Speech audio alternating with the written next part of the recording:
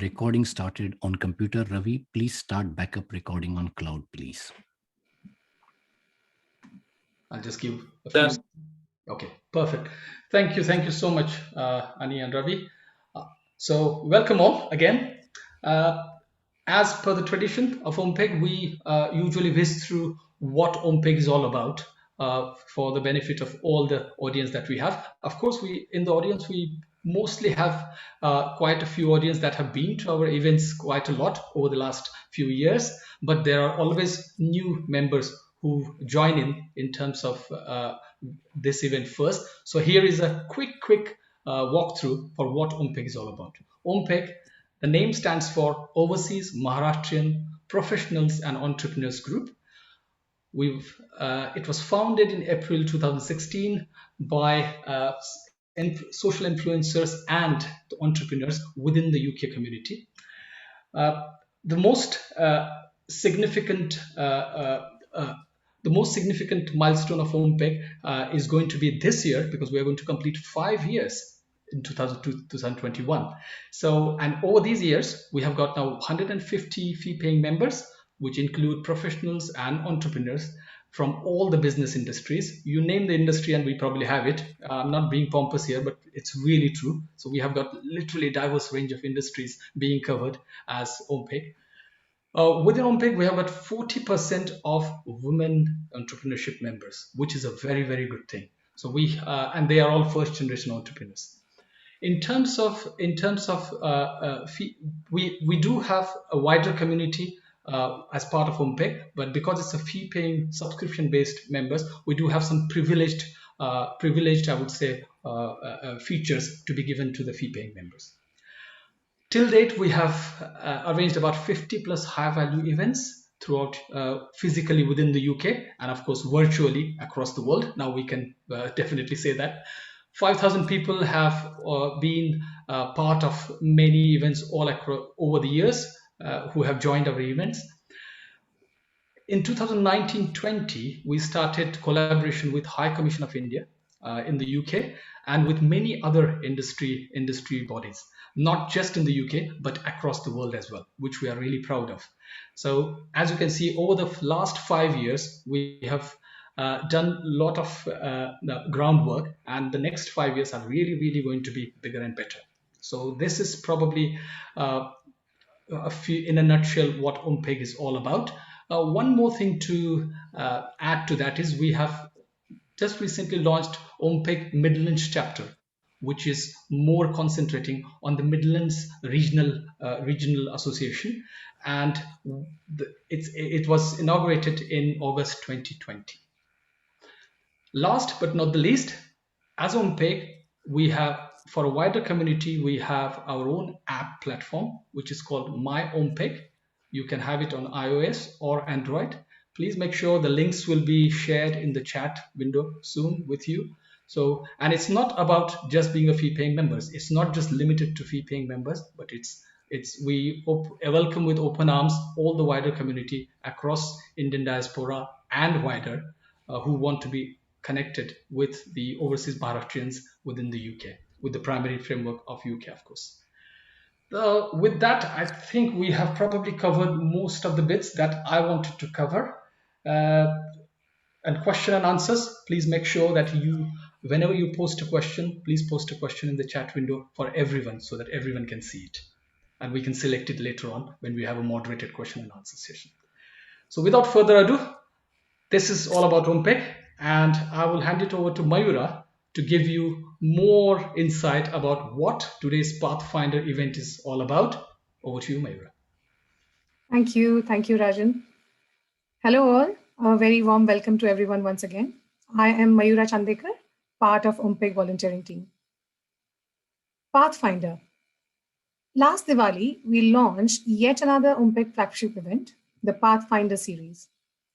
The objective of the series is to discuss topics of importance and value and share collective experiences so we make our working environment and experiences richer. OMPEG members share their knowledge, experiences, challenges, and lessons learned, and experts from different fields provide their analysis and wisdom, and collectively we all grow and enrich ourselves. In this second episode of Pathfinder series, we discuss unconscious gender bias. And now I introduce our member and expert panelist to you.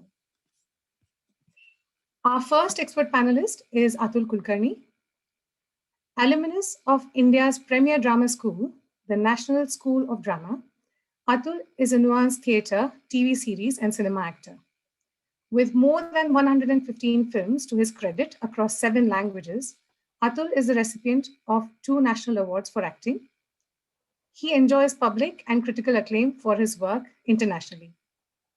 Atul is founder and former president of Quest, Quality Education Support Trust, a charity working towards enriching learning experiences of underserved children. He is also an acclaimed writer, thinker, and speaker. Our second expert panelist is Madhuri Apte.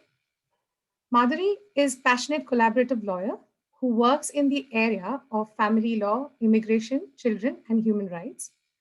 She is a barrister at law and has done a mediation course from Harvard Law School and runs a charity called Speak to Me Foundation. Our third expert panelist is Nanada.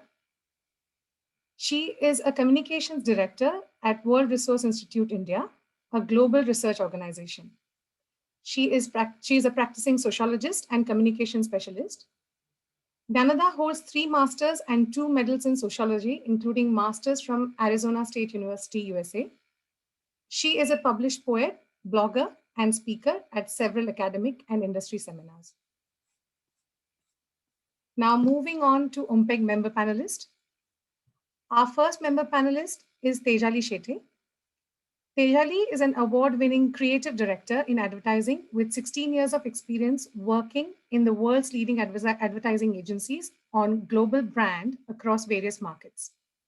She is now the founder of Roll Agency, which provides world-class advertising, design, and branding solutions to small and medium businesses. She is also a proud mom. Our second member panelist, Abhijit Pawar. Abhijit has over 20 years of professional experience in delivering customer requirements within media, hospitality, and IT domains. In the past, he has had many job roles. To name a few: technology and training executive, graphics designer, post-production and 3D artist, corporate filmmaker, food and beverage control and its logistics, and as an executive head chef.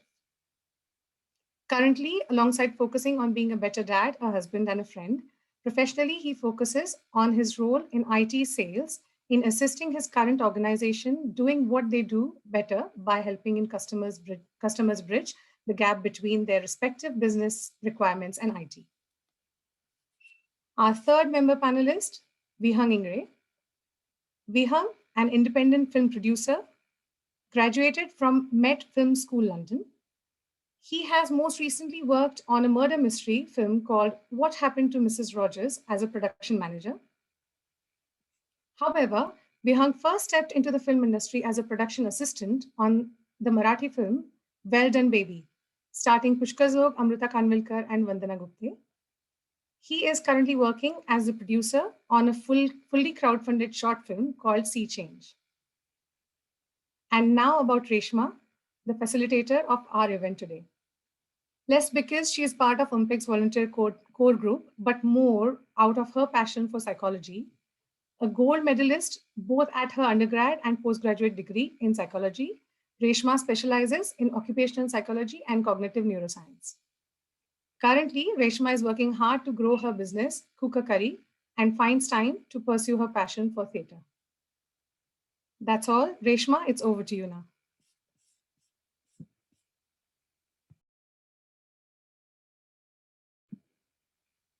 Reshma, you need to unmute. Sorry. I think that is the most famous line You're on mute. during the lockdown. Reshma, you're on unmute. Thank you so much, Mayra. Once again, a big hello to all the people who have joined us today here, this wonderful sunny afternoon, at least in the United Kingdom. So welcome aboard. And as most good sessions do, allow me to open this session with a quick icebreaker. So since most people on the show today identify with both or either one of the two countries, India and the United Kingdom, and the one thing that binds them in common is cricket. So here is a quick icebreaker related to cricket. On your screens, a picture of a cricketer, right? Have a good look at this picture. You have 10 seconds, and all you have to do is identify the cricketer in the picture. You have 10 seconds only. Can you name the cricketer in the picture? The only hint I can give you is the cricketer went on to become India's captain. Keep the answer to yourself or feel free to write it in the chat box. Ani, no more than 10 seconds. And you can take away the picture after 10 seconds. 10 seconds done, guys. I'm going to give the answer straight away. The answer is Mithali Raj, who is the Test and One Day International captain of India's women's national cricket team, the only female cricketer to surpass 6,000 runs in the women's One Day International matches. So, what was your answer? And here is a slide coming up with one of the 4 possible categories you belong to based on what you answered. So, the first one, the first slide, of course, is on the first category that you would have gone into is, I could only think of male cricketer names. Second, I have seen this before and I knew the answer. But okay, what was your answer when you first saw the picture, when you didn't know the actual answer? The third category, the answer has to do something with women. Come on, I'm in a seminar on something to do with women's equality, so it had to do with something with women. And number 4, I was thinking of both male and female names. Now, you know which category you belong to. The only thing I'll say, if you belong to category 4, I might say you might want to do something better for your time today and not be here. Or you can hang around and tell the vast majority of us how you arrived at this destination.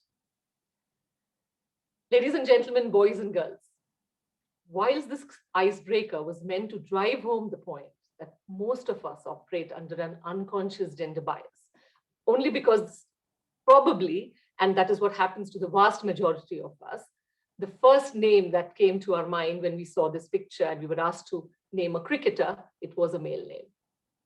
However, what we're also trying to tell you, or what we're trying to say, is that there are no judgments that are going to be made today. All of us have some form of unconscious bias, and hence, by definition, because it's unconscious, we are not even aware of it. So let's start with some basic understanding of unconscious gender bias, and let's look at some eye-opening facts. And if I can have slide 2 and 3, please.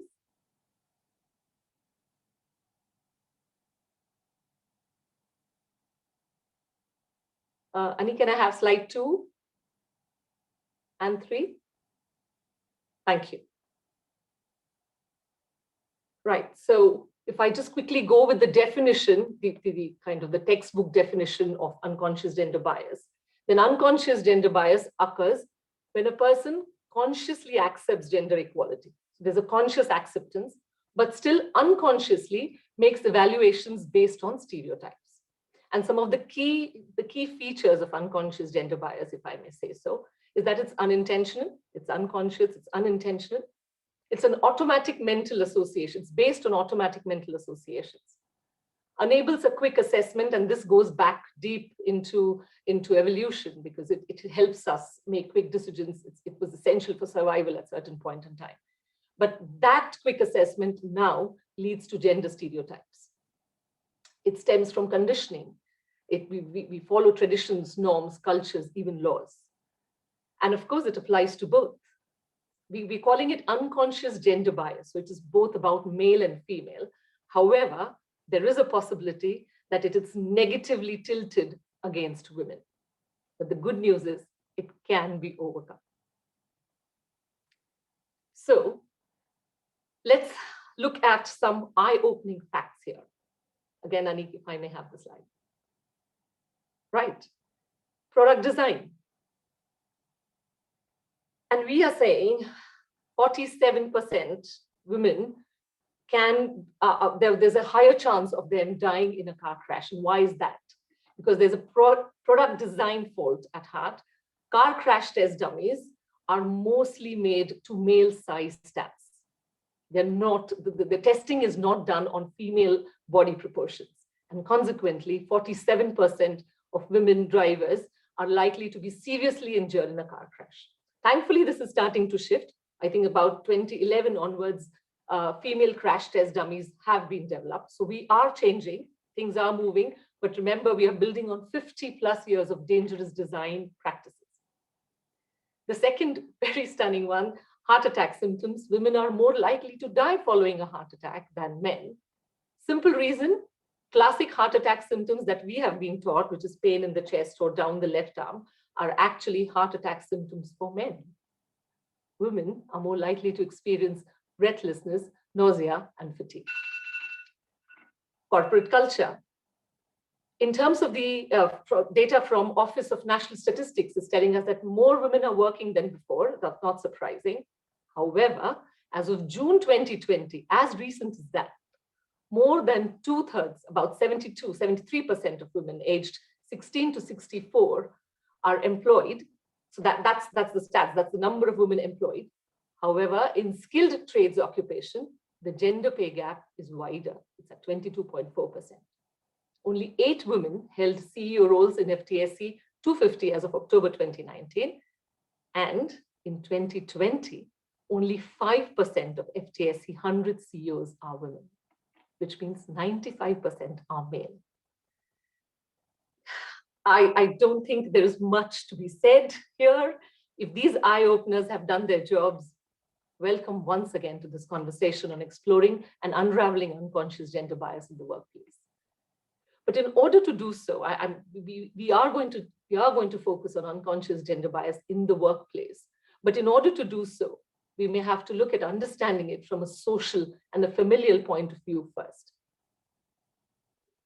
I sincerely hope today marks an important day for a lot of us to become aware and to act upon an issue that not only impacts our lifespan, but has an impact across generations to come. So today, we intend to not only explore unconscious gender bias and why it is important to tackle it, but we aim to also carry some concrete actionable points away from this session so that we actively convert the unconscious into the conscious so that we can act on it and finally get rid of it. Typical to the Pathfinder series format, each of our member panelists will be answering the same 4 questions posed to them one by one. After each of them has answered the question, we will put it to either one or all of the expert panelists for discussion. So without wasting any more time, here is question number 1, which is going to go to the member panels first. Question 1 for you, member panelists. When did you first become aware of the term unconscious gender bias? And give us an example in your area of work. Abhijit, if I may start the session with you. Yeah, absolutely. Thank you, Reshma, on the wonderful insights around gender-based bias. Yes, to answer your question, yes, I did come across the term quite early in my employment, not current though, but specifically in terms of how gender is biased more towards women and how it affects them more. As a part of an interview process, a fellow interviewer asked a female candidate questions that were asked to male candidates as well, but a different question per se was based towards understanding the current family situation of the female candidate, which was not asked for the male candidate, which definitely was biased against women. But thankfully, it did not affect the results as the aptitude was taken into consideration. Hence again, highlighting that in spite of the processes that we do that are put in place, there is always a bias at some point against women. Another example to bring forth would be in my job role as a chef. Female counterparts as a chef are more to get help, or rather being offered help in terms of moving equipment, pots and pans and cooking pots and things like that, as opposed to male counterparts, just on an unconscious bias, thinking of them that they might not be as strong as men. Hence again, highlighting the fact that there is bias against women. and who are not Fantastic. considered as strong as men. Great. Thank you, Abhijit. Brilliant examples there. I think lots of us already tune into them. We relate to them. Tejali, if I come to you.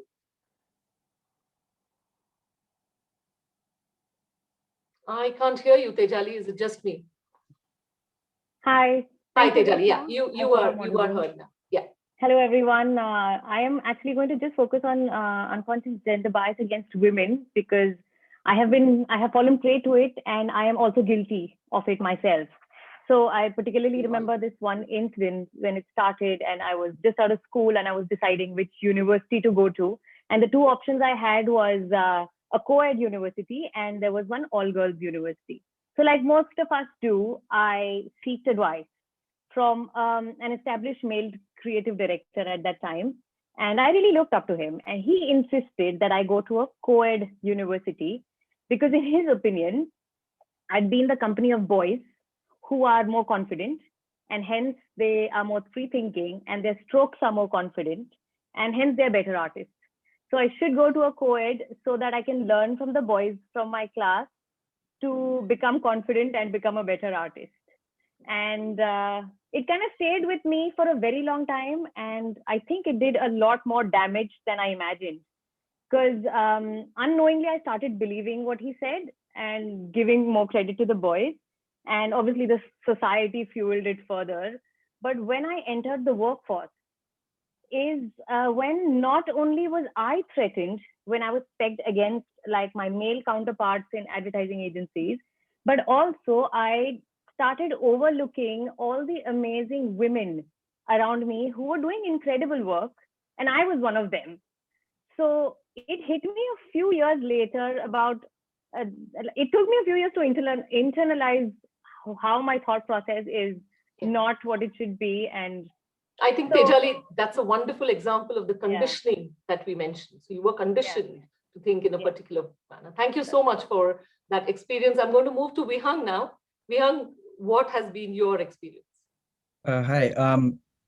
Unfortunately, my experience hasn't been as much. Obviously, I've not lived as long, and I started off in school. My school was an all boys school, so I haven't actually had like the experience having female influence in my life. But like luckily, I got to do it in my university, where I can see, where I could meet a lot of people from different backgrounds, different experiences, different parts of the world, and that kind of influenced me and started to change my perception of it. And a bit kind of a sad fact about my industry, the film industry, is that only recently was the first female cinematographer nominated for an Oscar, and that was in 2018. The Oscars have been around since 1929, and it's kind of insane to me to think that it took 89 years for a female cinematographer to be, nominated. Yeah. When, Vihang, I think I would like to know specifically from you, when was the first time that you became aware of the term unconscious gender bias? The specific term. So I've been talking about the term with friends and family, like discussions here and there, but I wasn't aware of the term. The only time I got aware of the term was 2 weeks ago when you called me to ask, would you want to talk about unconscious gender bias? So that's how unconscious I was. That is very interesting. But you knew that it existed, you just didn't know the term, or you didn't realize that it existed? I realized that it existed. Obviously, I have my mom and my female friends. They constantly, help me and educate me in these topics. So I know it exists. Right. But I guess you can see how much that it's unconscious, is that I didn't even know what that was called. What it meant. Wonderful. Thank you, Vihang. I'm going to quickly move on to our expert panelists. This time, not to gain any more expert opinion from them on, but just ask them the same question, really. Madhuri, if I come to you first, again, the same question: when did you first become aware of the term, and give us an example in your area of work? Thank you for this opportunity. Actually, I could cite two. One, once upon a time when I was a housewife, totally few years ago, and I read in the newspaper Times that there was one, I don't remember the surname, but Helen. She was the CEO of a very leading hedge fund in London, and a very pretty girl, woman, very slim, very beautiful, immaculately dressed. And I started reading about it, that I didn't believe that she could be a CEO of a major hedge fund, which were worth billions.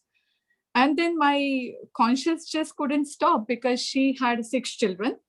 She had a husband who was not only an ordinary husband, but who was a Oxford graduate and also PhD, and a house husband. And she had a successful marriage. And I was, that was a conscious, it was a bias in my mind that I would probably not even achieve a 0.1% of what this woman has achieved. And this is a woman, a pretty woman. How can she be so pretty? But apart from this experience, I had I could say that I was committed in gender, this unconscious gender bias myself during the practice, wherein we had a client who had been offered, who had been given by Home Office an entrepreneur visa, which was for 3 years. And the rules were that they had to employ 2 people. They had to create 2 employments of 12 months. So you have to be very careful in choosing those 12 months employment, because they have to be in chunks of 12 months, because the Home Office is very critical in looking at the document if the employments are discontinued or in parts. So my client called me, and the most suitable CV was of a woman. And that woman was married 2-3 years ago and looking. No. So obviously, my first reaction, even in my mind, that is she a suitable candidate actually? Because she might fall I knew pregnant. instantly where this was coming, Madhuri. And probably if she becomes pregnant, I am the greatest advocate of not having bias. But at that moment, looking at my client's welfare of my client, because the finances involved, my client's visa could be jeopardized. I'm going to interrupt you here. The point has been made. Point's been made. We don't need to know why you did what you did. We get the point. So this was about, you were worried that if this lady got pregnant, that would have an impact. And I was made. Thank you, Madhuri. I'm going to move on now. Atul, if I come to you, if you could answer the same question for us, please. Well, we call this unconscious for a reason, don't we? And the answer is I don't remember when I encountered this thing, because it is unconscious. And I must say that for everyone, it starts at home. And because I had a sister and she was 4 years younger to me, I would say that it started at home. And because my father insisted that I should go and join NCC, and my father insisted that my sister should not join NCC. But at that age, you don't know these terminologies. You are growing with these things. So the short answer is I don't remember when and how I was, or even if I was aware of it. The second part of the question, as far as my profession is concerned, I remember that I was doing amateur plays. I had just started doing plays in Solapur, and there was a huge library in Solapur called Hirachand Vachanalaya, and I used to go there to find new 1-act plays and 2-act plays, 3-act plays. The first thing that I used to do is to open the first page and read the list of the characters. Okay. And if there were more than 2 or 3 female characters, I don't even used to read the play. Why? If there used to be only 1 female character, I should say, this is a good play. Okay. Because less women to handle, because handle in the sense, not in the sense of women, but then you have to go and ask the permission of the parents to have a girl come and act in a play. Then you have to adjust according to her timings. Then you have to, take her and drop her at her home before 7 o'clock in the night and all that. I don't know what to call this, conscious or unconscious, but it was so much in our head. It's not only me, but whoever wanted to direct or to create a play that girls as possible. Yeah. So I think and Atul and Madhuri, both of you, kind of bringing on some points, which could be some genuine reasons. However, at the base of it is possibly there was the possibility of an unconscious bias operating. Thank you so much, both of you. I'm going to move to Jnanada. Jnanada, same question to you. You are number 3. Jnanada? Yes, I unmuted first. Thank you so much, and very powerful introduction, Reshma. I think it really brought the point home. And to just contextualize it, that I can tell you when first I experienced the discrimination and I felt very uneasy. Right. But it was not, I never thought it's an unconscious bias. That time I was a firebrand leftist activist. So I thought it is all conscious. The very fact that I'm not given a chance when I'm equal and better, then definitely a conscious thing.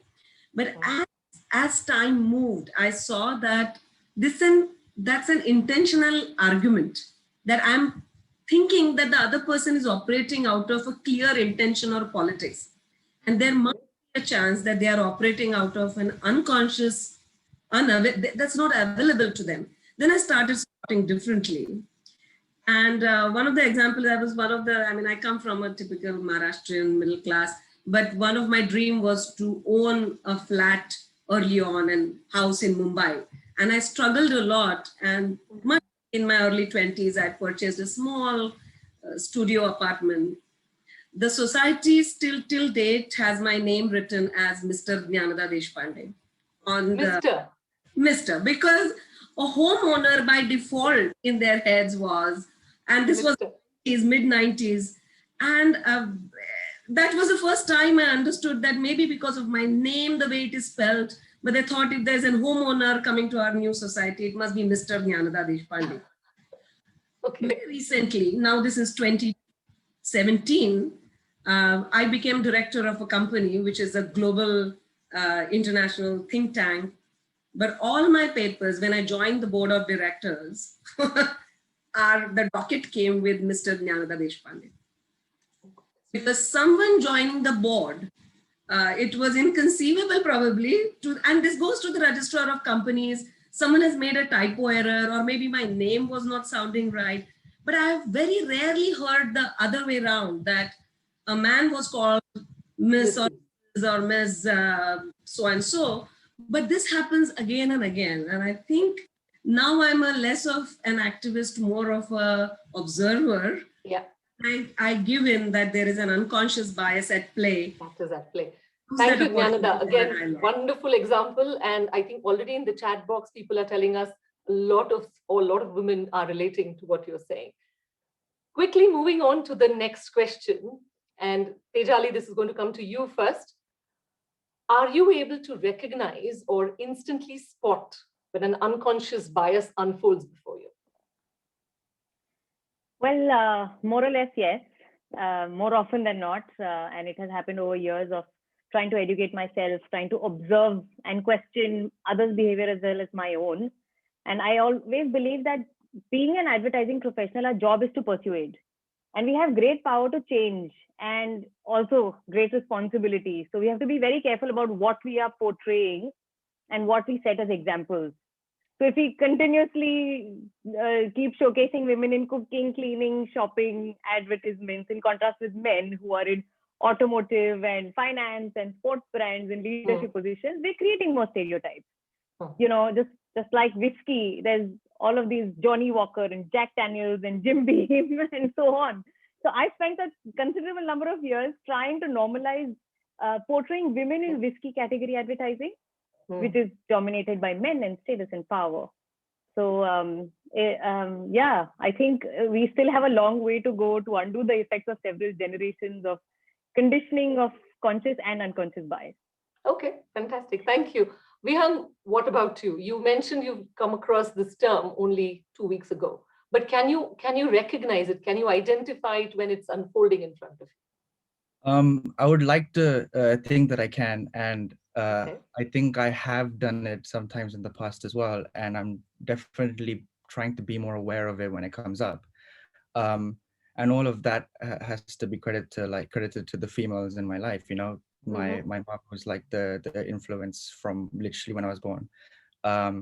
And then my friends who have obviously continuously educate me on this topic and continuously encourage me to learn and to find out more. Give me an example, Vihan. Give me an example. How do you recognize it when it happens?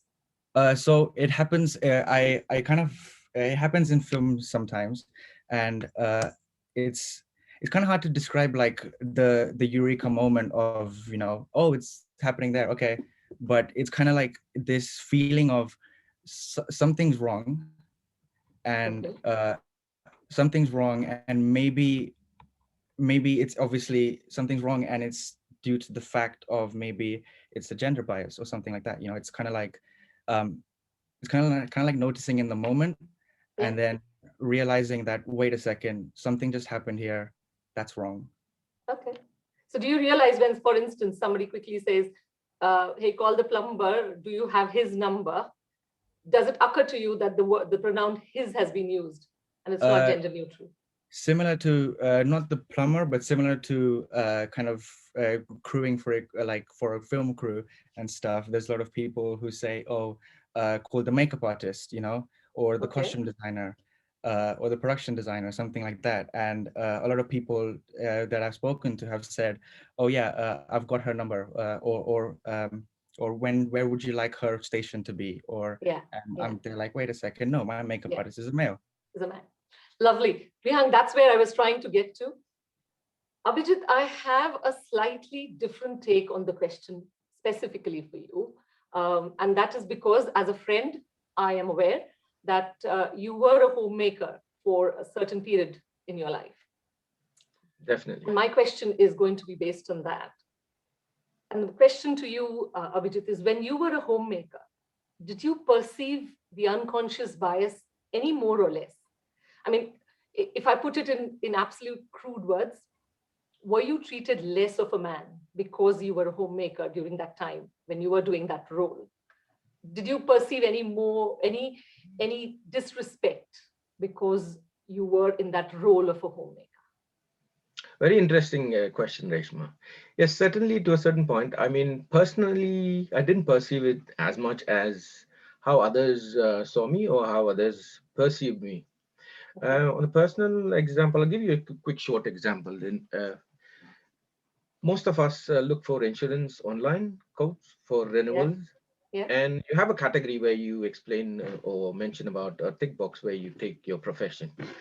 And going through the list, twice I missed out the homemaker section because simply for the fact that I was not inclined to accepting or unconsciously inclined towards not relating myself as homemaker, because homemaker is a word usually addressed to women. Yeah.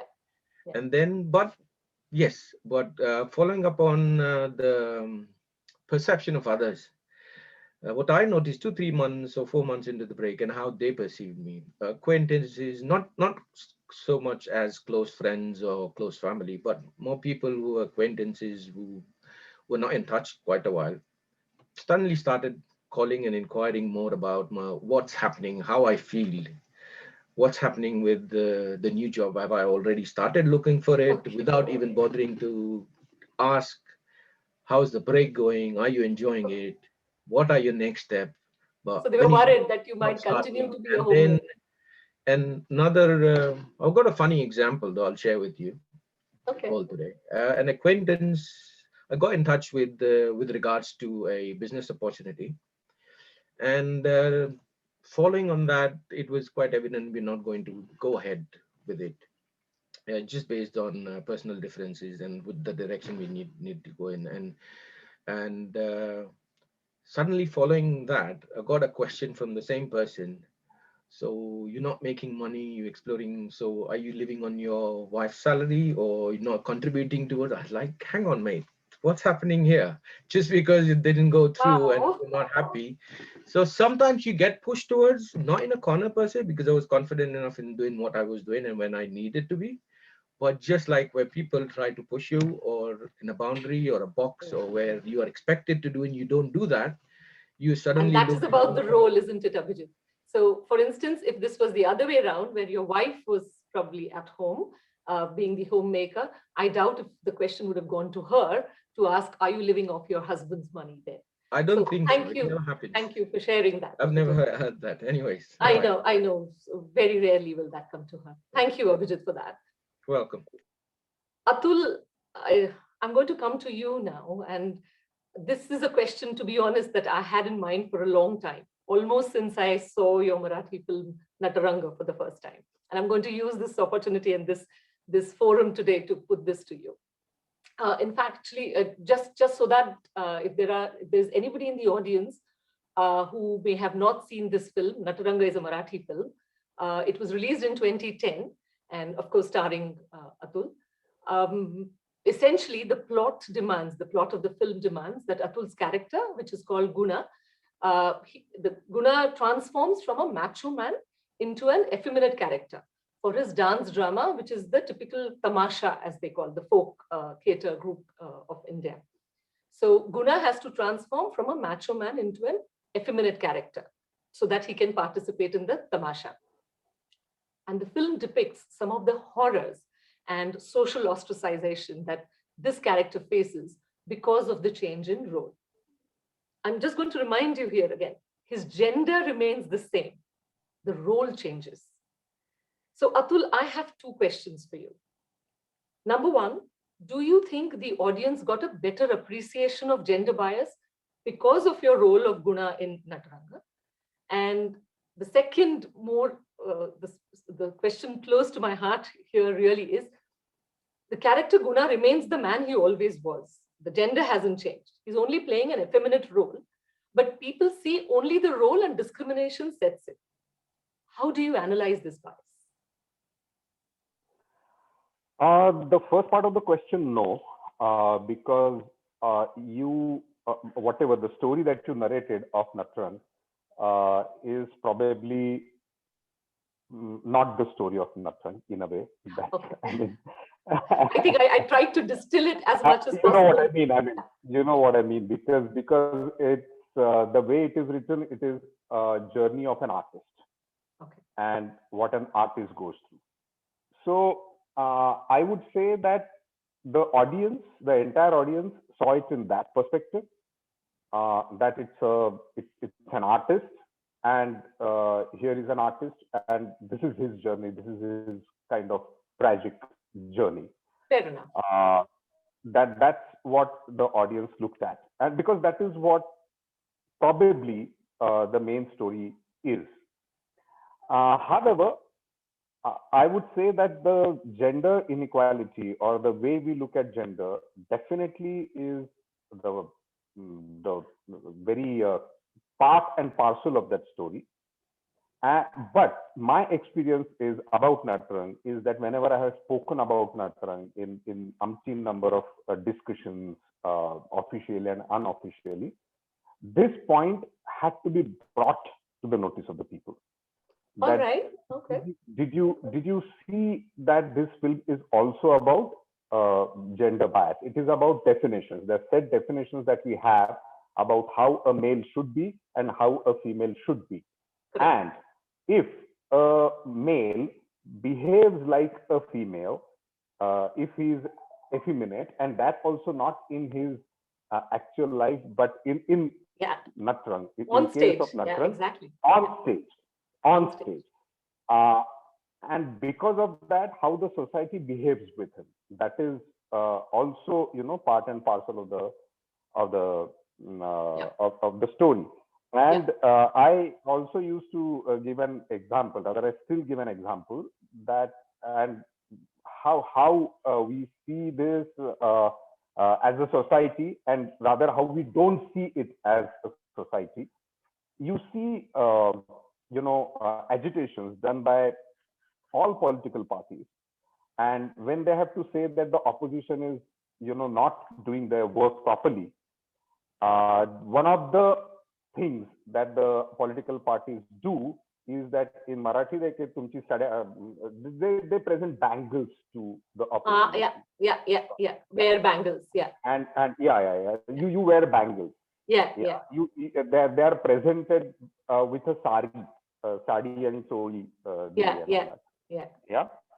And this happened when we were actually shooting for Natran.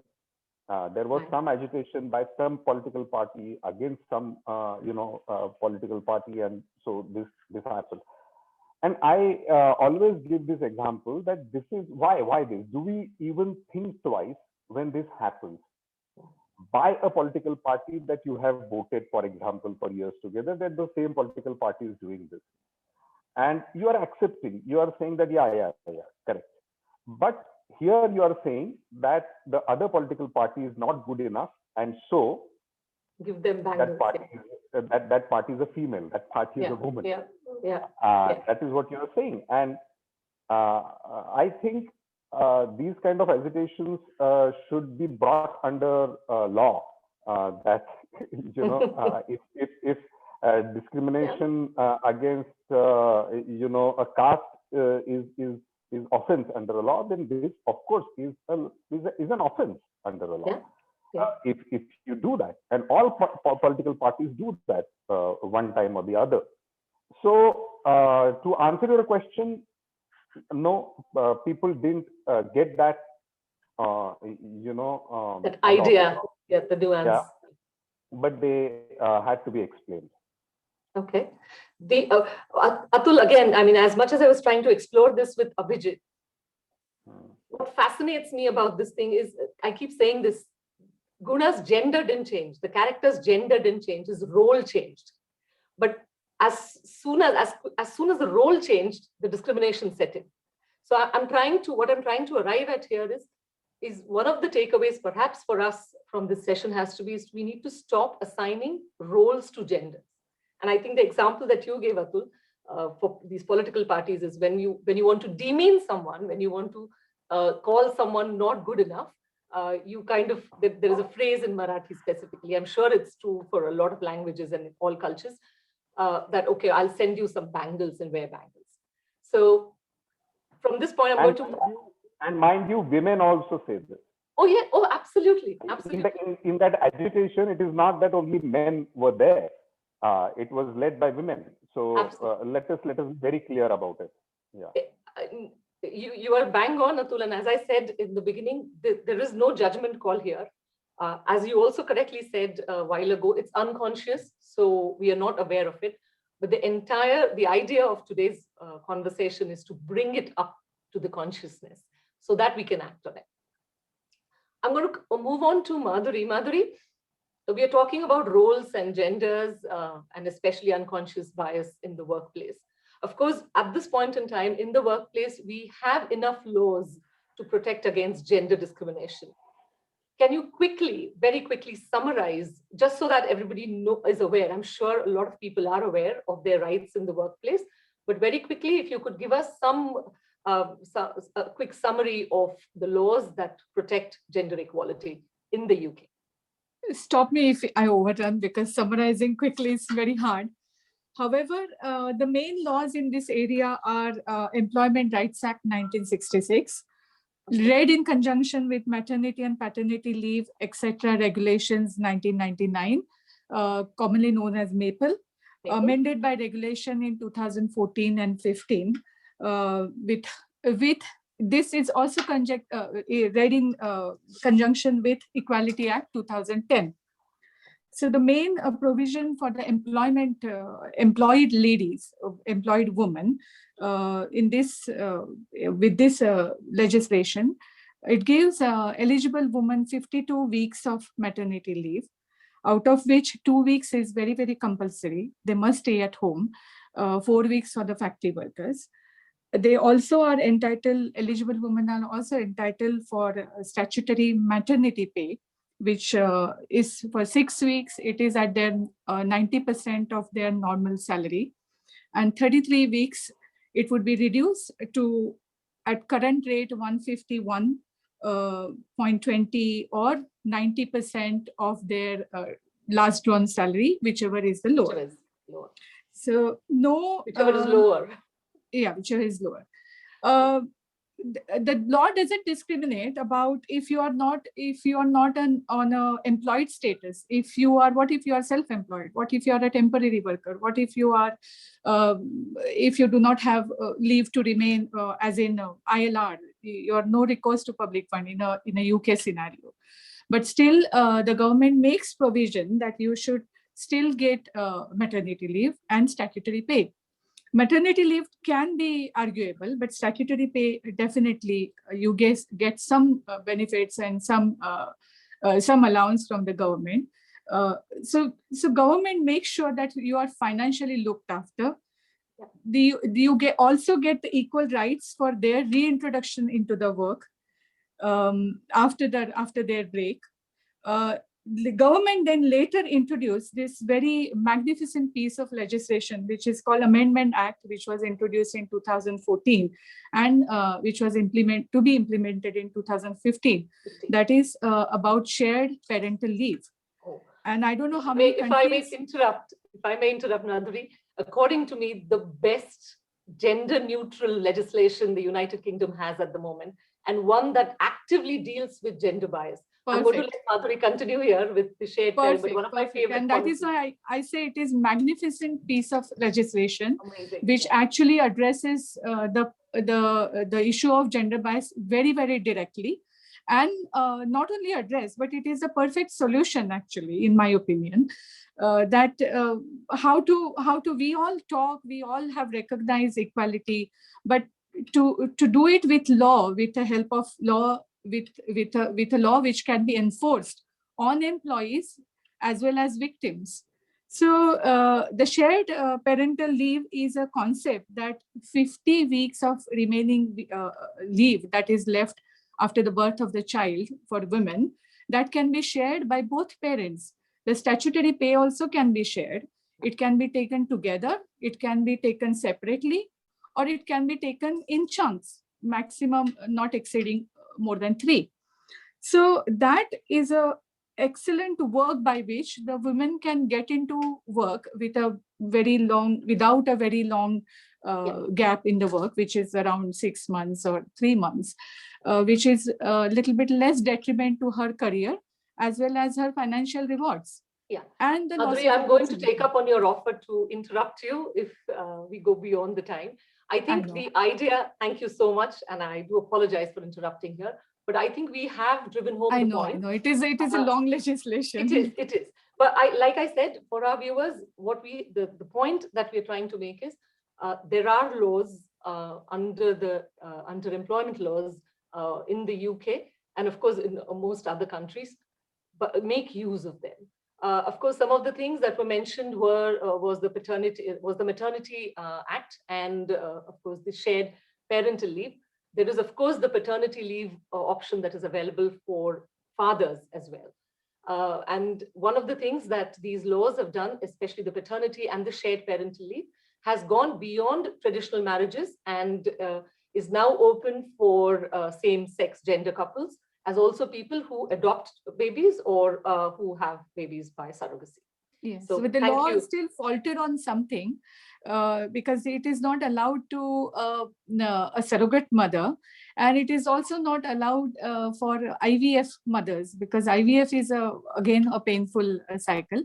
However, we'll talk about it later. Yes, I agree. I mean, there is still much work to be done. No doubt about that. But as things stand today, you can take time off to look after your baby. Yes. And people who are not covered by employment, there are Equality Act, there are other civil remedies for that, but we'll come to it later. Yes. Again, in a nutshell, there are laws available. Of course, and they are very, very enforceable, strictly enforceable. Go have a look at them. Right. Thank you, Madhuri. Moving on to our next question. And this is going to be important from now onwards, because this is all going to lead into what I said we are going to have as a takeaway at the end of the session. The next question is, why do you think unconscious gender bias happens? And more importantly, why do you think we should address this? So Vihang, if I come to you first, what's your opinion? I think it happens because of lack of knowledge of the topic or a subject. For example, a child wouldn't know that running into the road is bad until they're told otherwise by a parent or guardian or whatever. So just like that, the principle is the same here, is someone who is unconsciously biased towards a specific thing wouldn't know that what they're saying is wrong until either they're told or educated on it. So just, and to address the second point is, why is it important to address it, is because it's wrong. Simply put, it's wrong. As simple as that. It's yeah. If for example, I don't want to be judged on the color of my skin, then why should we judge someone else on what gender they are? Well said. Well said. Thank you, Vihang. Abhijit, why do you think unconscious gender bias happens, and why should we address it? Thanks, Reshma. Yeah, I mean, there are many factors that contribute to a gender bias, but I believe primarily it happens as it is rooted in our social, cultural model or beliefs about men and women, especially traditionally, as men are considered to be more assertive, decisive, and strong, as opposed to women who are considered maybe warm, caring, and sympathetic. I think that's where it lies. And as Vihang mentioned earlier, it's more about educating. Just because things have been happening over the years and it's been carrying out for too long now. And the reason why we need to address is, yes, the gender stereotypes clash. And specifically coming back to the slide that you had mentioned earlier about leadership, the leadership model. Yes, gender bias is not just a woman's issue. Yes, it looks like it is because of the facts and the figures, especially with regards to the leadership model. Yeah. But it also affects, I mean, it does affect women more disproportionately than men. It's quite true. But it also harms men in certain ways. For example, well said. The stereotypes where men are expected to be breadwinners, primary breadwinners of the house, stop or actively not get involved towards being fully inclusive or immersed. That it stops them from thinking, and the same box where they are categorized, where you cannot get out of here, you can't do other roles, you can't be an inclusive dad, you can't be active towards helping your child taking in the direction, exploring other avenues. So they're constrained. Yeah. Yeah, thank you. Abhijit, a great point, well made. Tejali. Hi, this is a very important question, and I think like most people here said that the factors, it starts playing out right from the time you're born. So your family plays a big role, your individual upbringing, society, culture, religious beliefs, all of those. And also in a workplace, lack of female representation or, other gender representation, especially at the top. So when we have newcomers in the industries, in various industries, whether it's boys or girls, and they look at a complete disproportion between the men in the boardroom versus the women. They clearly, sending messages of or reinforcing these negative stereotypes, and that's the kind of we're telling the girls about their value in the society. So it's important to address this, just to introduce, just to reduce the poor decision making, especially at the top. And with these gender biases, we sort of we create a huge setback in creating like a truly diverse, inclusive workplace. So like they say, if she sees it, she can be it. And this applies to all genders. Yeah, it's about representing more women. Great point about diversity, and we are going to come to it shortly, even when we cover a few things. Points really well made, Abhijit, Vihang, and Tejali. Nyanada, I know you've been keeping quiet for a while, but I think this is the perfect question to come to you, that as we focus more on why we should address this bias. Can you tell us what are your thoughts about why does it exist and why is it important to tackle it? how would you analyze this issue from a sociologist's point of view? So thank you so much. And thanks, Abhijit, for saying that it kind of matters for everyone. I'm going to turn your questions order and first going to say why we should do it, because it's a sales speech, no? Okay. Because why it happened is a intellectual deliberation. We will all indulge into it and everyone here will have a point. No, fair point. So if you haven't received, I mean, anyone here or outside the world, if they have not received the memo, it's a good time to get a memo that the world has changed. The world that we lived in, where the stereotypes and the conscious biases, unconscious biases were okay, they were unintentional, they were benign, they were perceived as charitable. I'm sorry, the memo you should give to yourself that the world has changed. Things are changing very fast and very rapidly, thanks to either the modernity or post-industrialization or the way women have succeeded in various places. So that is the first thing.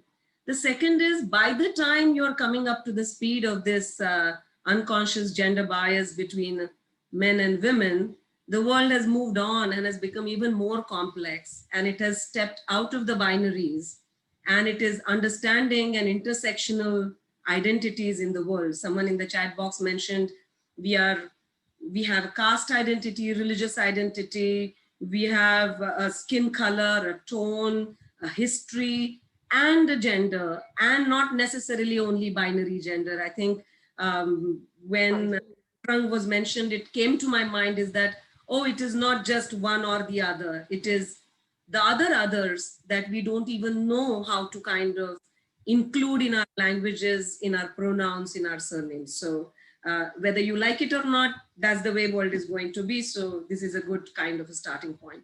The third is that in all the corporate HR spaces now, the DEI has become a kind of a basic norm, the diversity, equity, inclusion. So if you're a business person, either if you have your own business or you're working somewhere, these are kinds of things that you have to kind of update yourself. There is no shortcut to it. But adding to that, another thing and another layer that I want to add is that, especially if you're a startup or you have your own business, you have a great opportunity to model the behavior.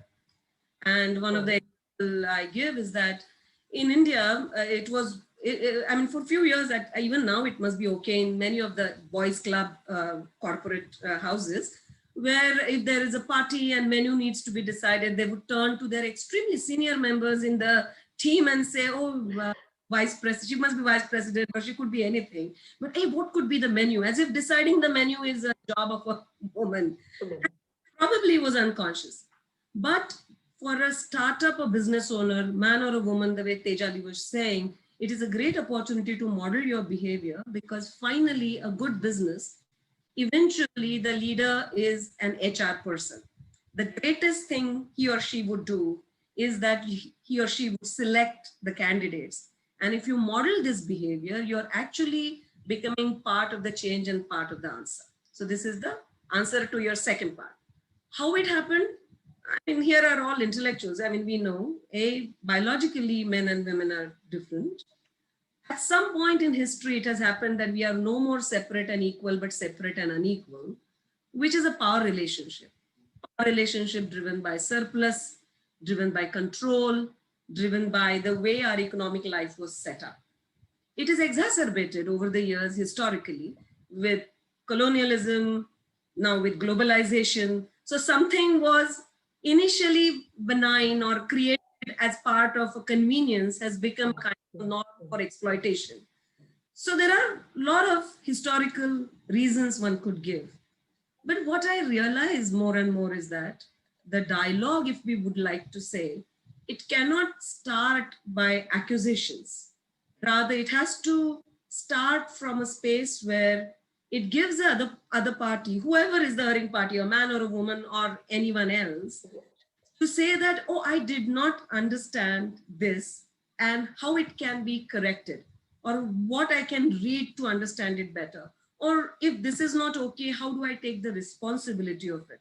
Because if we don't create that space, we will just exacerbate and the coexistence would be impossible. So going back to it, we are part of our conditioning, our language, our culture is doing its job. It is our role now to play and to create spaces where we could take responsibility and work towards creating a fairer, equitable world. Brilliant. Thank you, Jnanada, spoken like a sociologist. I think very important points that came up in these conversations, including Abhijit's viewpoint and what you said, Jnanada. Yes, I think we automatically built in a bias here. The moment when we spoke about gender, we just used the binary term, male or female. Of course, we are aware that there could be people who identify themselves different to just a male or a female.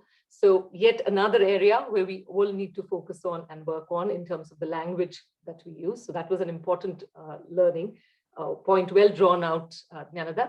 And second, of course, I've been saying this since the beginning of the show, no judgments to be made here. This is not about accusations. This is not about saying you do this to me. Atul pointed out a little while ago, women do it. The language women use is so full of biases. So this is about a collective consciousness as a human race. I'm going to ask Madhuri very quickly. Madhuri, you explained that yes, there are laws that we can make use of so that the bias is not as obvious, and anti-discrimination laws. We are talking about why we should pay attention to this bias. I just wanted to quickly ask you, what are the legal ramifications? Because sometimes a rod does the work more than a social reason. What are the legal ramifications of not addressing gender equality in the workplace? Because it is an enacted law and it is a civil remedy, it is definitely the compensation. If woman loses job, then it is definitely that she has to be, employer would ask her to take her back to the job. And the compensations are also quite heavy, which company has to shell out. Also, the company, if she has been unfairly dismissed, they kind of have a blacklist. I mean, the company is not taken very seriously, or they have been doing something wrong. So it definitely affects their HR policy. But if there is, then yesterday we were talking about the sexual harassment, or in workplace, they do sexual harassment, unwarranted comments. So if that is the kind of case, then we can definitely go lodge a police complaint, and the whole company is responsible for responding to that police complaint, and it becomes a criminal offense. Oh, it's a criminal offense. Yeah, it is a criminal offense. Sexual harassment, any sexual comments, any comments like, oh, she's horrible, she is unexplainable. Okay. So that those can be, and it is a very serious, employer has to actually the explanation to the police is very, very serious, because it has got definitely a criminal charges, criminal connotations with it. Also, the employment laws, you have worked in employment laws, and you know that they are very, very strictly followed. Prior to when women falls pregnant, and the intention of the legislation is to provide the security to the woman, and that has to be done. That has to be done. Otherwise, she gets a heavy compensation. It gets a bad name to the company, and there could also be a possibility that company could be closed if that has been happening repeatedly. Okay. So person has to be, I mean, that is a two very extreme step, but the laws are for reason, and she would, if it is only the monetary loss that she has got, then she has to be, it has to be replaced by the compensated. All right, thank you, Madhuri. So what in a nutshell we are saying, yes, there are laws in place, there are legal ramifications, including it becoming a criminal offense, and of course monetary compensation. We are going to present some research-backed data on why unconscious gender bias should be addressed in the workplace. notwithstanding the legal ramifications. So a 2019 McKinsey report finds that companies in the top quartile for gender diversity on executive teams were 25% more likely to have above average profitability than companies in the fourth quartile. So there is, in a capitalist world, we understand when it comes to figures and profits. Here is a good enough reason why we need to have gender diversity in our leadership teams. The slide that you are seeing up on your screen right now, there are reasons, again, I said these are quantifiable reasons. Economy, McKinsey estimates, there are reports from McKinsey that estimate that were more women to be able to fully participate in paid work and earn equal pay, that could add 28 trillion to the global gross domestic product. The GDP could rise by 28 trillion. Of course, there are things about improved productivity, and one of the major benefits is of a cohesive workplace is that it's more productive. Such workforces are more likely to have varied perspectives and approaches, resulting in better decision making. Increased growth and innovation. Company Accenture, which we all know is a major player, believes that if companies want to grow, they also have to innovate. Workplaces that have a culture of equality exponentially increase their ability to do both. And of course, we all know this, not just in the organization, but everywhere else. If everyone is same, then they also have the same blind spots. So a more diverse approach gives your company the chance to benefit from views that fall outside the norm. Better product design. 73% of consumer purchasing decisions are made by women, accounting for about $20 trillion of the world's annual spending. 73% of consumer purchasing made by women. And the designs are created by men. So the majority of designs are being directed by people for people not like them. Imagine what would happen, what these numbers would be if the designs started being made by women or directed towards women at least. Less injury costs. Of course, connect this with our car crash example earlier. Better design for 50% of our population will surely lead to less injury costs. Better work-life balance for all. I think this was a point Abhijit mentioned and Jnanada kind of reiterated. Admittedly, whilst the mention of unconscious gender bias immediately evokes the thought of women being prejudiced, there is an element of male bias, obviously. I mean, how many men feel free to cut their hours and engage in a hobby without thinking of how the reduced wages will impact the household?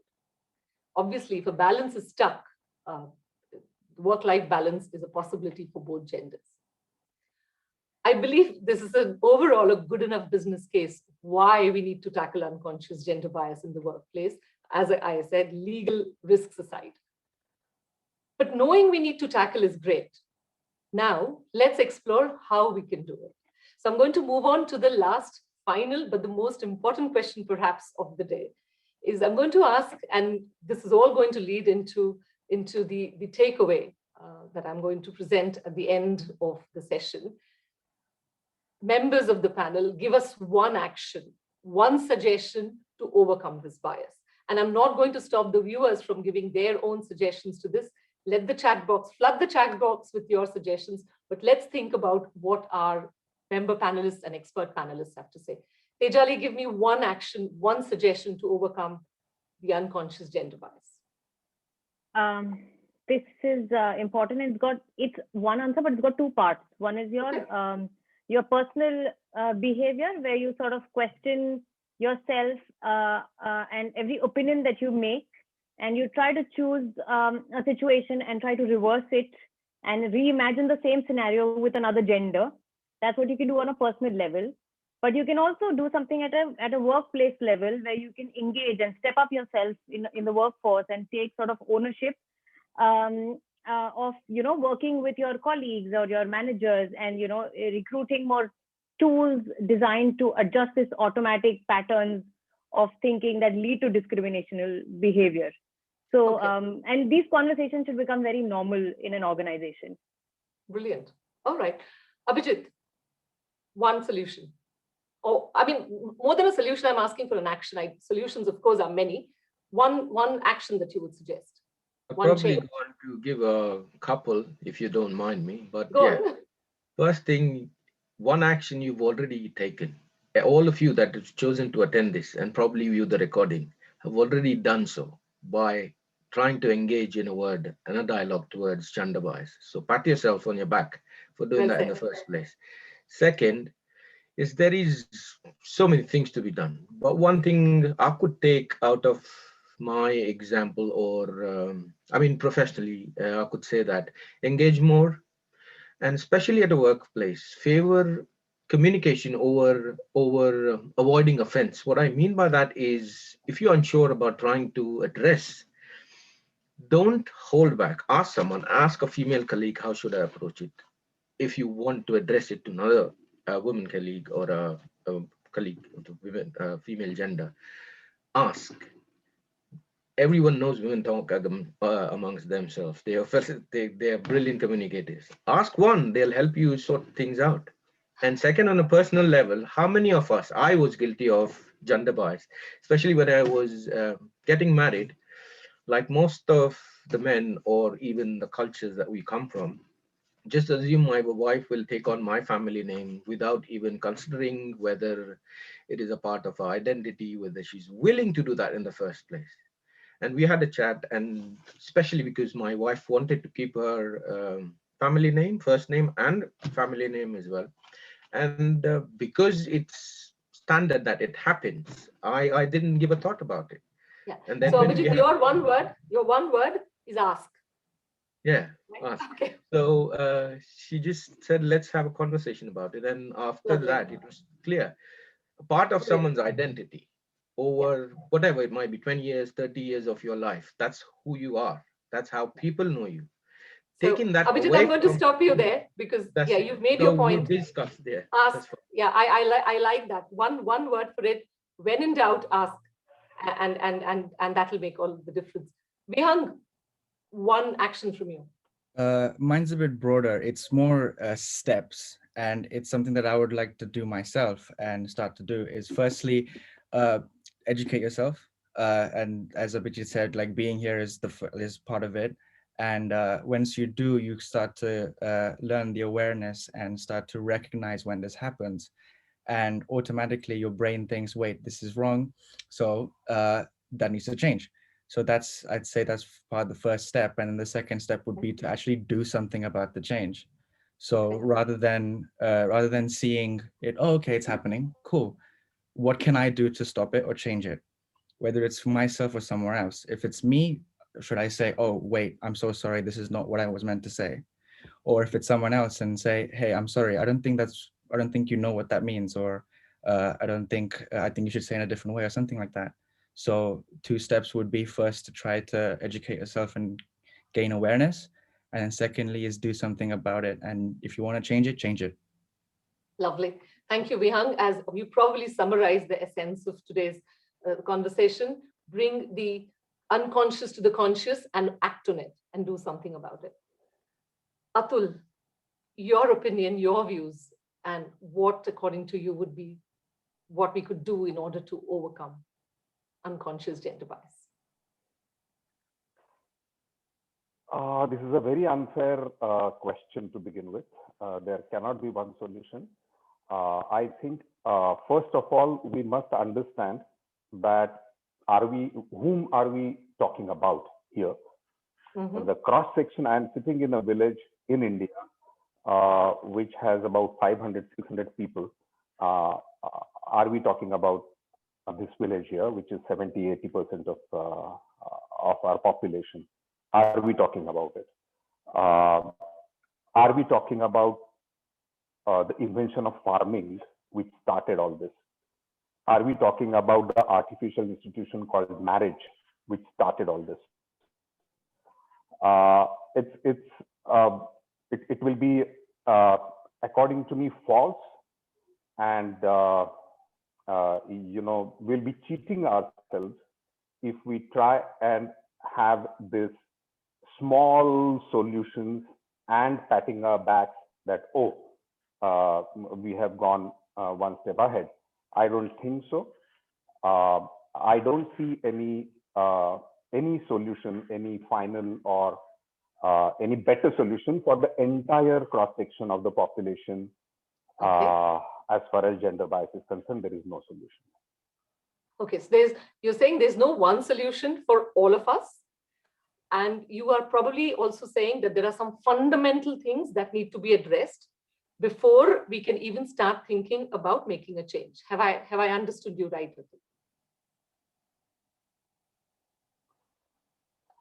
No, again, this is a very unfair question to begin with. So so don't draw any conclusion from whatever I have said. Okay. Because the first line I said that this is an unfair question. No. I think I clarified it. The question wasn't give us one solution. I'm not looking for that one solution fits all or one elixir. All I wanted to get out of each of the member panelists, according to you, what is that one thing that you will change in order to bring about this change?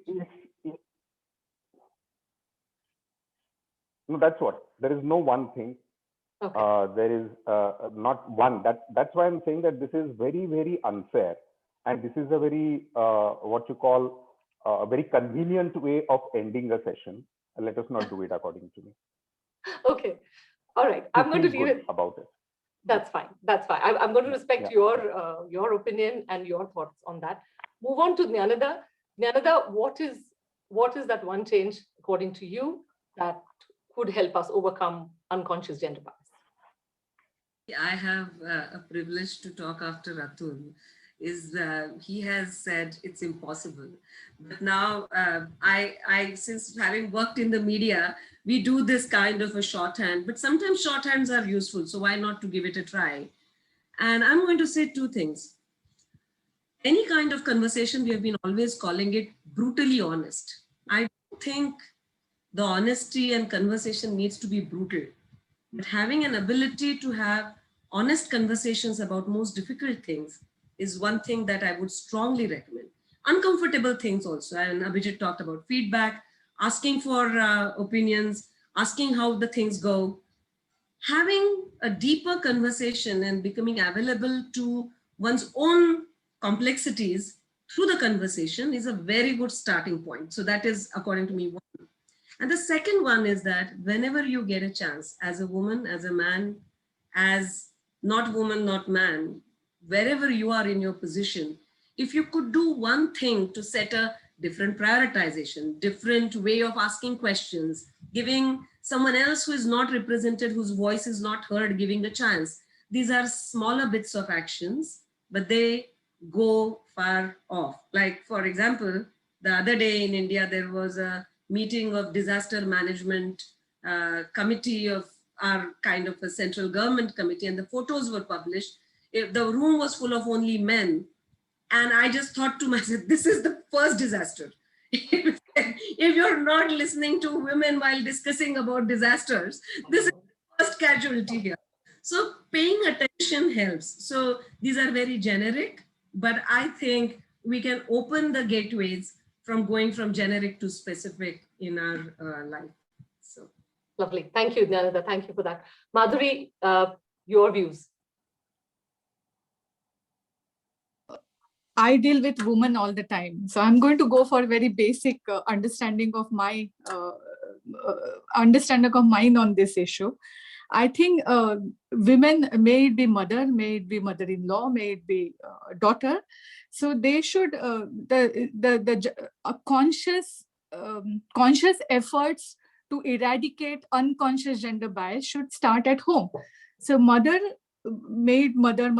should treat or bring up their children, whether it is boy or girl, and especially boy, to not to be a prey to it. It's mother's duty to make a child understand the equality, how he should respect the femininity of women, because she is giving birth. Because unfortunately, we are still cannot have babies in the greenhouse. So you still need a woman. And she is doing a greater job to the world by creating babies. So be supportive of her. Don't taunt her. Don't, if she's graduating, if she is getting good entry into any workforce, when it is very known fact that At the graduate level, there are women outnumber the men. But when they reach in senior positions, it is only men. So who is going to form that base who would push women and support women, because she's lacking that support, maybe from that husbands, from that, because I work with a lot of women, and it's my very personal opinion and observation as well. So it is even the mother-in-law, because they have been I mean, if I become mother-in-law, probably I might act the same way. So it is a very conscious efforts that we should do as women also, after knowing all this enlightenment of equality and, conscious, unconscious gender bias. My second suggestion would be to this Fortune 500 companies, when they award this, when they have this business awards, do they have any award, or they should in future keep some award wherein they award a company that they have more women in senior positions, and they are still Fortune 500 company, or they are still a company which is world top company, or any country's top company. So I think there are so many solutions, but without any taking any time, I think these two. Thank you. Women play the role. Yeah, I'm sure they do, but I think there's only one input or one observation that I made when you said women have the responsibility to inculcate these views in children. I would suggest right from the beginning, right from the childhood. Yes, but I would suggest that it's a shared responsibility between the mother and the father. So only because we're talking about shared responsibilities here. Yeah, it is. Thank you very much. And not just you, I think thank you to all the panelists for engaging in a conversation that, of course, at times was startling, at times challenging, but I'm sure and I hope it was at all times fascinating and informative. In summary, let's hear Melinda Gates' words in which she says, "We have been trying to tackle the world's hardest problems with only 50% of our collective brain power. It's time for that to change. By bringing more women into positions of power and influence, we can finally use the full measure of humanity's talents and ambitions." However, it is a known and established fact that invisible barriers hold women back. Invisible barriers, more than the overt sexism alone. We know we want to address unconscious gender bias because it impacts both genders. We've discussed this today. There is also enough data to prove that not only are women less liked and hence less hired when they behave outside of their gender stereotype, but men are penalized too for straying from the strong masculine stereotype. There are enough studies to indicate that when male leaders ask for help, when they disclose a weakness, when they ask for family leave, they are viewed as less competent and poorer workers. So the bias works both ways. This, ladies and gentlemen, girls and boys, is the reason OMPEG has chosen to bring this important subject up for discussion. And whilst we want to focus on challenging gender bias in your organization, we also recognize that your workplace, your organization can also be your home. Yes, your home, the workplace of the homemaker. Because for me, there is no such concept of a working woman or a woman who doesn't work. I mean, typically you will hear people say, oh, she's a working woman, oh, she doesn't work. There is no such concept of a working woman or a woman who doesn't work. There's only the concept of a woman who doesn't get paid for work. And I think this should be an important takeaway point from this session. We sincerely hope the conversations today have highlighted the need to tackle unconscious gender bias. And as promised, here is a quick checklist, a takeaway from this program that you could use to tackle unconscious gender bias. I know there are other points that have been made during this conversation that probably are not reflected onto the next two slides, but overall, it's a good summary to take away. So here is the slide in front of you. The first slide, the first takeaway that we are going to talk about, and we said in order for changes to happen in the workplace, we need to tackle it socially first. These are some of the things. Make the unconscious conscious. I think we've said this enough. Challenge when you hear it, when you see it, speak it. I think that was a point that was made by one of the panelists here.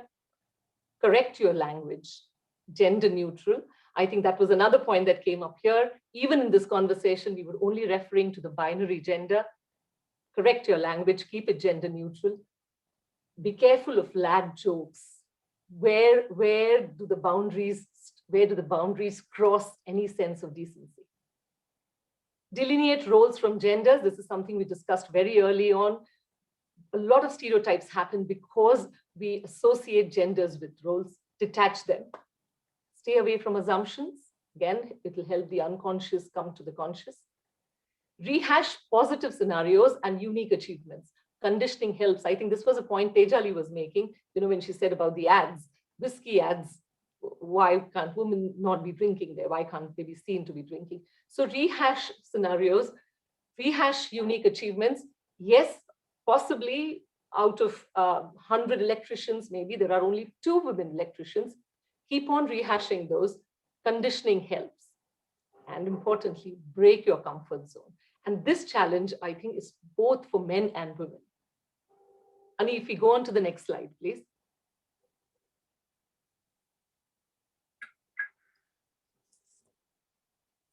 Thank you so much.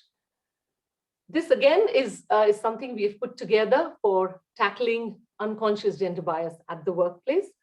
Of course, all of the social suggestions stay in place. They are important. They are the basis. They are the foundation. But in terms of your organization, in terms of your workplace, feel free. And this doesn't necessarily only mean if you own an organization or if you have your own business. This could also be for the place of work. Look at all these issues. Try and challenge these things if you feel that they don't exist. Your hiring process, from progression to retirement, how is it gender neutral? Of course, use data and analytics. It will give you the real picture. Be transparent. Be bold enough to publish and monitor the data continuously. The moment you publish it, you will own responsibility for it. And monitoring it will make you do something about it. Identify the areas and the reasons for concern. Again, data is a wonderful tool. The moment you see data, where is it that you're lacking? Are you not hiring enough women? Are more women dropping out? Are there less women in the leadership roles? Data will give you a clear picture. Identify the areas and reasons for concern, address them. Standardized procedures. Very early on, Abhijit came up and said, there were different questions asked of male and female candidates. Standardizing procedures will stop this. Use artificial intelligence as a stopgap arrangement. I know there are lots of organizations that are nowadays using artificial intelligence so that the person, for example, during recruitment, person can't see whether it's a male or a female, it's done by machines. However, I think of AI as a stopgap arrangement is because I feel it's circumventing the issue. It's not addressing the issue. Use it until the cultural change sets in. It's a good tool, but use it only as a stopgap arrangement. The cultural change is the most important change. Again, build a culture, lead from the top, demonstrate by action, train the staff. Have clear policies on discrimination and let the company stance be known. I think this is very important. This needs to come from the top. This is what the company stands for, or this is what the company will not tolerate. I think important messages that need to come right from the top. And of course, last but not the least, encourage work-life balance for all. Please do not publish that we have childcare facilities at home only for, in the workplace, I beg your pardon, only for women employees. Make them part of your offer, even for male employees. Encourage work-life balance for all. That brings us to the end of our conversation here. A personal thank you from me to all the panelists for being on this show and to all the viewers for being here too. Thank you so much, everybody. I hand over the session back to Mayura for the Q&A session. Mayura. Thank you so much. Thank you, Reshma. It was excellent. Fantastic, yeah. Really, an eye-opener for everyone, I would say. A lot of things are there, they exist, but things are not discussed in certain manner and they don't come through as we have done today. So really good session. We had quite a lot of discussion on the chat. So there were questions, but there was more sort of, everybody expressing what they have dealt with and what they have felt, and how they were liking some of the points that were coming through the panelists. And there was discussion about blue and pink, colors for boys versus girls. There was discussion about is it any different in Western world versus India? Majority of us being Indians here. And there were discussions as we have had, while preparing for this, where females are nurses, whereas surgeon is a doctor, is a male. And then there were man hours and man days as how calculations and, how things work in corporate world, how they're termed. So there were a lot of these discussions. There are a few questions, so I'll start asking them. First question was for Atul. If there is no solution, should we or groups as this stop finding solutions? Should I answer? Or? Yes, please, Atul. Yes, please. So in a way, yes, and in a way, no. Yes, in the sense I started by saying that are we taking into consideration the entire cross section? That's number one point. Number two is, are we considering the very basic reasons why this all started? It has to start from the bottom, from the root cause, which is invention of agriculture and invention of artificial system called marriage, and invention of property, of course, that is because of the invention of agriculture. So till these points are addressed, it is futile, because we might feel, and we of course are, a little better than yesterday, but just a little better. And that also for maybe 4-5% of the population as far as India is concerned. Yeah, I mean, there is yes and no. Thank you, Atul. Just to mention, I will mention the names. This was from Mr. Ninad Thapre, one of our OMPEG members. Next question, I think we did address a bit, but it's good to sort of summarize it again. This was from Madhura Targi. She said that, most of us realize it when we experience it. Like for me, when I was called nurse and patient saying doctors are male and nurses are female, now that we know that this bias better, I take conscious effort to talk with my daughters about this, while, like choosing colors is not just for women, and men can work in the kitchen, but any other ways as to how we as parents of young kids can help them realize this. So the question for Jnanada? Or yeah, who? Yes. So there was no specific person, but I would say, yeah, Jnanada would be a good one too. I'll stand up to that. Though I'm by choice child-free, so I have less of exposure to raising children at home, but as an aunt and conversation partners to all my friends with children, and mind you, I am the favorite aunt. So, I think the good beginning is when you realize to, again, I would say, have deeper conversations. And there is one thing that you're extremely protective, and this I see that as an impulse in parents, that they are extremely protective of their children and they want to save them from the harm. And instead of explaining the logic that why I'm telling you what I'm telling you, they prescribe that norm.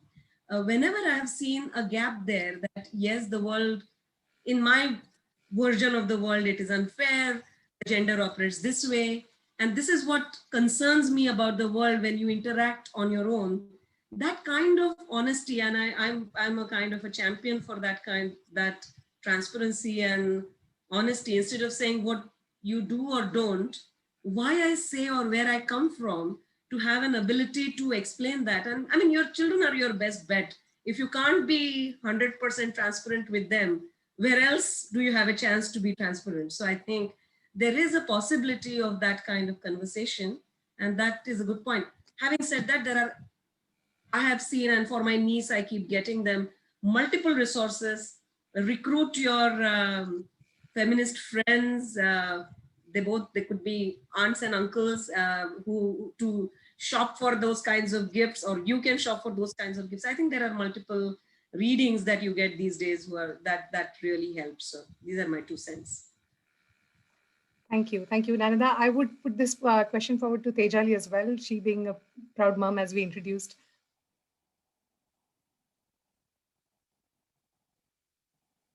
Hi, thank you for this question. It's I think it's equally important for parents as mom and dad, as Reshma also pointed out, both of the parents to engage kids in this conversation, which is girls as well as boys. And kids will see, kids will learn. So the more you represent yourselves, the way you represent yourselves as a woman and a man in the house is how it's going to trickle down to the next generation. So be it taking equal responsibility in the household or taking a step back to run the house equally is our responsibility. And it's not just the thing about doing it in the time being. We're doing the next few generations a huge favor by setting the new norms, because there is so much that we need to undo, so much that needs to be reworked on. Unlearned before we learn. So much unlearning. We have to do the unlearning ourselves, and then we have to teach the right strategies to the next generation, the right way of doing things. So engage both kids, I think, and both parents. Yes. So yeah, I mean, that's the discussion that was going on. Also the fact that you live by example. So you have to set up examples, both, as Ganada also earlier mentioned, at the workplace and at home, and have that sort of equal, as bread earner and as doing household chores, you have to sort of set up an examples between both of you. So good point, Tejali. The next question was from Mr. Atharva Pangare. He said Atharva is a girl, lovely 16-year-old. Right.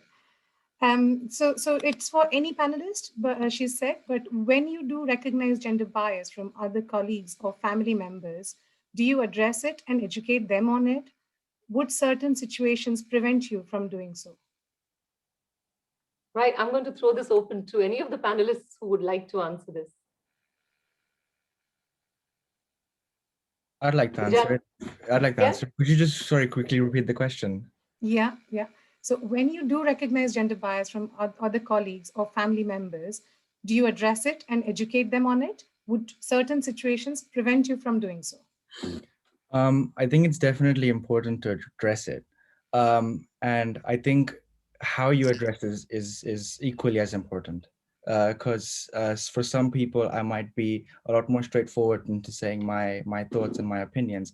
However, if you want someone else to understand and maybe you don't know them as well, or you don't know how they'll take it, maybe you'll have to help them and make them understand in a way that's a bit more informative rather than blameful.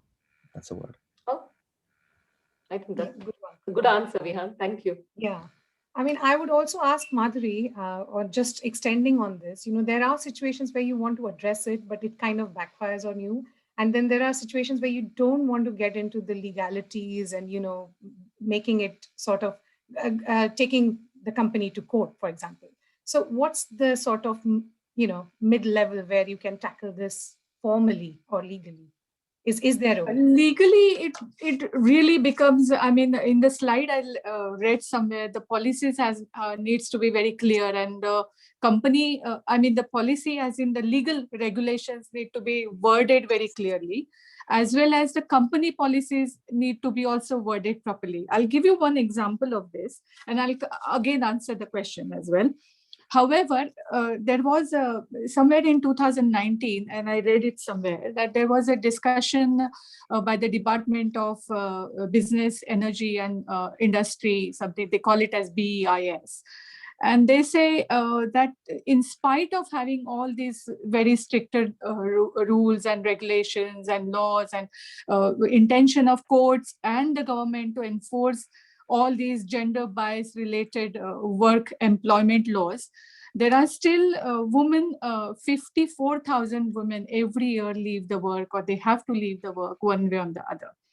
So that means there is something, And at the same time, the same report, also discusses the umpteen number of the amount of money that companies have spent to address this issue.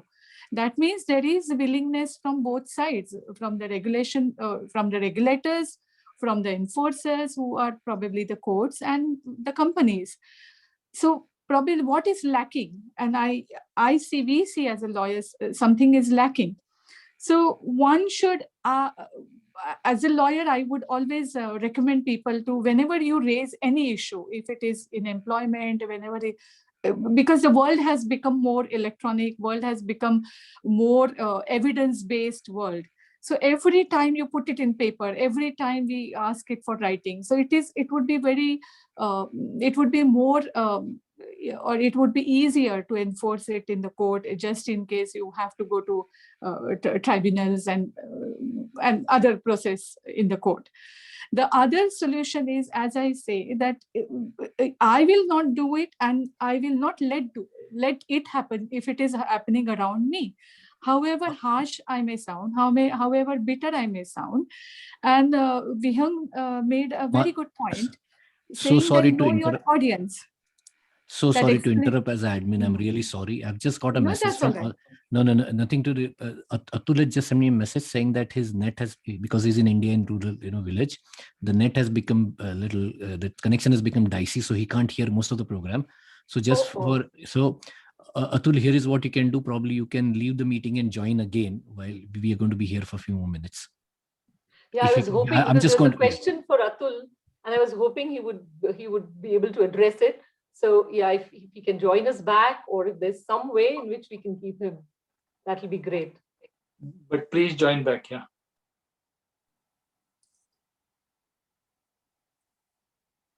I've just sent him that information. Yeah, sure, thanks. Sorry, yes, Madhuri, you wanted to continue? Oh yes. So what I feel strongly, that victims, whoever in employments or other victims who have been victims of various comments, various unsocial behavior, please come forward. And please come forward, try to have that evidence, because we, in that effort, in that, when you are impacted, you forget to collect the evidence. And now the society is very, very evidence-based. So unless until you provide evidence, there are not proper actions. Even if the legislators are willing to take actions, you can't have enforcement. So that is the vigilance now that we have to show to all the victims. Also, it is very, very brutal, but this is the way society works. And our duty, and probably these seminars kind of, they actually make that awareness that whenever something is happening, go back to HR policy, discuss with them, ask them questions, force them to a certain extent to change the HR policy. So it is all about awareness, Yes. knowledge, acting, everything together. You discuss the points, you bring it in, you highlight it to the HR, and then if nothing works out, then obviously have evidence and legal proceedings have to happen. Negotiate. Mayura, sorry, if I may just quickly add on to, Madhuri mentioned that I have a background in employment law, and some people know I've worked with the local government for a number of years in the domain of policy making and implementation. ACAS is very keen. ACAS, I forget the full form now, but ACAS is one organization that looks after the policies in the UK, and they are all in favor of mediation.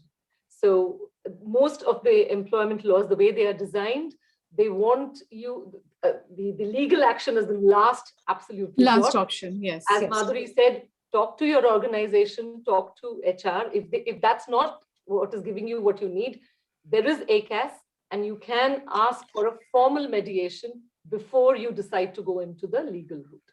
Yes. So okay.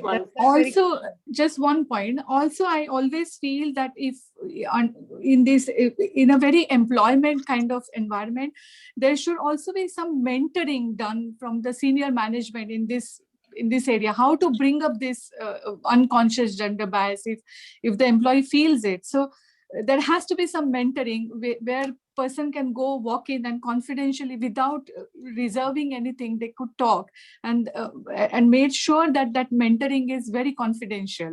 I think that the question was coming from the fact whether the company policies are taking into account such things, they exist or not, in a way that they support women. So I think it really depends on which situation you are in and which sort of employment you are in.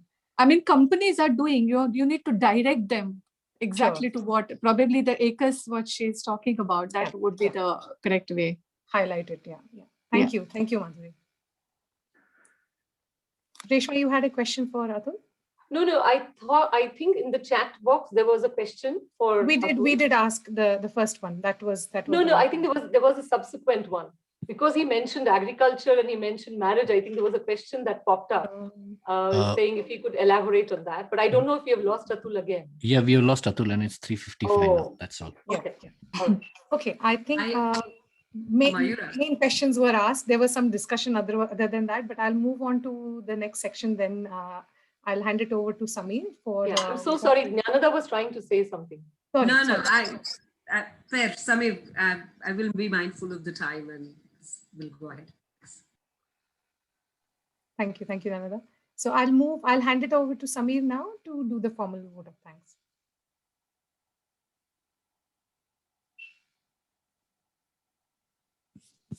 Thank you, Ann. What a fantastic session. Very insightful, and like in any good discussion, there were counter views to the main theme, so that's really good.